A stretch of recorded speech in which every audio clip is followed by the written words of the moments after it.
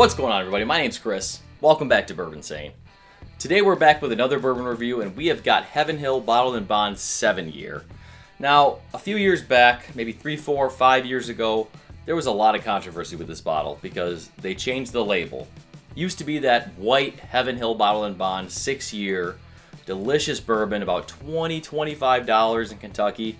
Couldn't get it in Michigan, but you know what? For the value, that was one of the best bottles I could find. When I went to Kentucky a few times, I picked up probably 3 bottles each time I went because I could find it. I could find it. They discontinued that label and they switched over to the 7-year Bottled-in-Bond, and with it came a price increase. Came up to about $50. Now, price has been about the same the last few years, hasn't really gone up from there.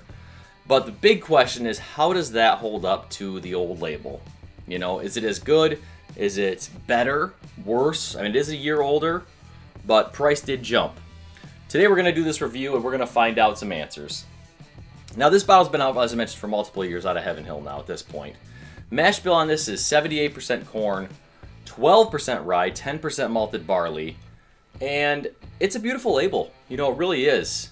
It's everywhere on the shelf. When this first came out, I thought it might be like the old Fitz they're talking about now, where maybe it won't be fully available, but to Heaven Hill's credit, they're pumping it out. They're pumping it out, and it is available everywhere, and I'm hoping that's going to be the same with that old Fitz 7 that, recently came out here, at least in Michigan.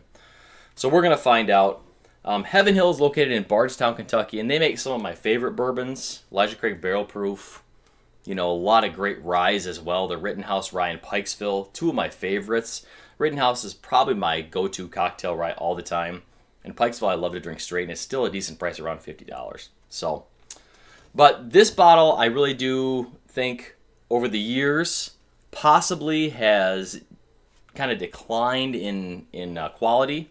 When this first came out to replace the 6-year, I think they really made the juice in this really good because they're like, oh man, we got to replace this label. What are we going to do? And I thought the bottle was really good. I put it in a lot of blinds when it first came out, and it was beating stuff. It was beating stuff pretty well. But now, now that we've been used to that 6-year label being gone, maybe they're getting used to, we've gotten used to the label. So I want to see if the quality's changed at all. So let's go into the review here. Color on this looks pretty nice. 100 proof bourbon, as mentioned, Bottled-in-Bond. 7 years old. Pretty light color in my light here. It's kind of a honey color. Still looks good. Decent legs on the glass, really, actually, though. So let's go into the nose. A lot of sweetness on initial nose on this. Man, I could be fooled into thinking this is a Buffalo Trace product. It's got that almost Splenda sweetness like I always describe on Buffalo Trace. What really gives it away, though, is that slight nuttiness.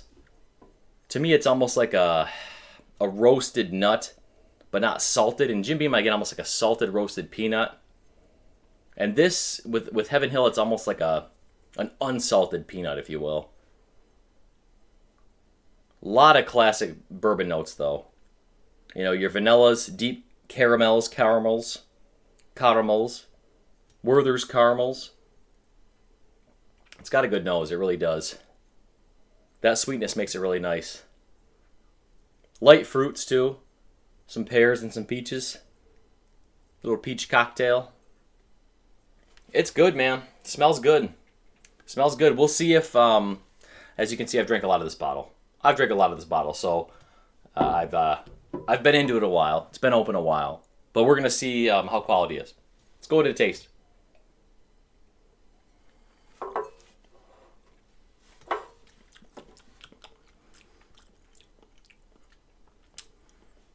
Still good. It's still good. At this price point, which here in Michigan still $49.99, still probably one of the best values for a Bottled-in-Bond bourbon you're looking for. Not as much of the nuttiness of that Heaven Hill flavor profile nuttiness coming through on the palate. It's subtle. It really drinks more like a Buffalo Trace product, at least today. Today for me. So much sweetness. The only thing that's not there is that cherry note I get in Buffalo Trace. Very good flavor, though. Give it another sip.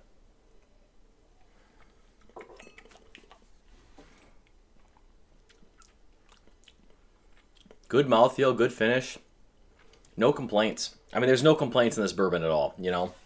If you want to introduce someone to who's new to bourbon, about a classic bourbon, a little bit of age, but what a bourbon should taste like, this is really it, you know. And for the value, $60 to me is still that kind of sweet spot for bourbon where you can get some really good bottles around $60. Old Forester 1920, a little bit cheaper on this one. This fits in great. You know, it fits in great. Let's do one more sip.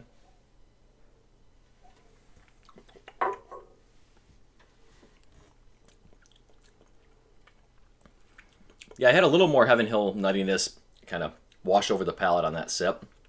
Probably because I know it's the bottle I'm drinking. You know, this is the problem with not doing blinds. I love doing blinds because I don't know what I'm drinking. I can get true flavor profiles, but could be biased, could be just my palate picking it up. But overall, this is a really good bottle. You know, it's a really good bottle. And like I mentioned, distribution on this is amazing. I wasn't sure when it first came out because I couldn't even get the 6-year white label here in Michigan at all. And the 7-year, luckily, they pushed out to the whole United States, at least as far as I know. So I'm a big fan of this bottle. You know, this is one I keep stocked pretty much all the time now. If I can keep getting it around $50, it's a no-brainer. I appreciate y'all watching this review today. Let me know if you had the Heaven Hill Bottled-in-Bond 7-year. I want to hear your thoughts on the Old Fitz. Those of you that have followed the channel a little bit here, I am not too impressed with the Old Fitz 7. I'm going to give it another chance, try another bottle, see if, you know, hopefully distribution will be good and I'll be able to get another one. And give it another fair chance because I could have just got an off bottle. But do you think distribution is going to be the same as this Heaven Hill 7-year? And how do you think this did replacing that 6-year label? I was not happy about it when it first happened because that 6-year bottle, I got way more nuttiness that came through, way more Heaven Hill nuttiness, and it was about $20 cheaper, $25 cheaper. This one drinks a little bit smoother, you know, a little more like classic bourbon notes with the baking spices and that type of thing, versus the Heaven Hill nuttiness that comes through. So I want to hear your thoughts though. Do you think it was a good replacement? Would you rather the 6-year was still around for half the price? We probably all want that, but you know, what are you gonna do? So let me know down in the comments. If you haven't already, do check out the website, bourbonsane.com. Putting out information, whiskey reviews, all that kind of stuff multiple times a week. Loving doing it. And if you haven't yet, subscribe to the channel. Like this video. It does help with the YouTube algorithms. So, thank you. Appreciate y'all being here. Stay tuned for next week. Stay insane.